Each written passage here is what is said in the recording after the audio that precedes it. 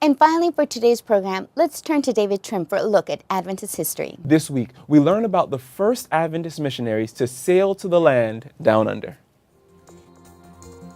Welcome to This Week in Adventist History.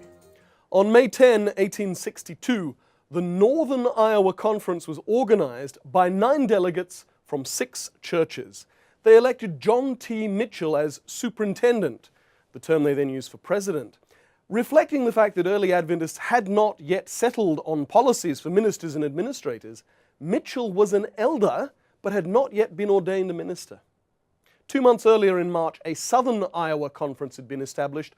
Now these were only the second and third conferences ever founded after the first, the Michigan Conference, which had been established in October 1861.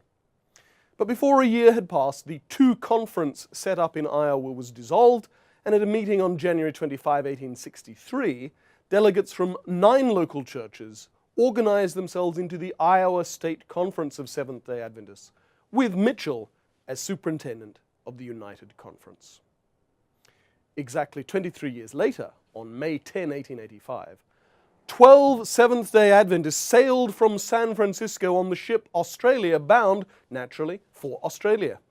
The party consisted of 3 ministers: Elder Stephen Haskell and his wife Mary, Elder John Corliss, his wife Julia, and their children Lulu and William, and Elder Mendel Israel, his wife Lizzie, and their daughters Jessie and Mary. They were accompanied by William Arnold, a colporteur, and Henry Scott, a printer. After a voyage of exactly 4 weeks, they landed in Sydney, capital city of New South Wales, on June 8. They were the first Adventist missionaries to Australia and the South Pacific, the forerunners of hundreds of thousands of Seventh-day Adventists in the region, hundreds of whom went as missionaries themselves to other parts of the world. That was This Week in Adventist History.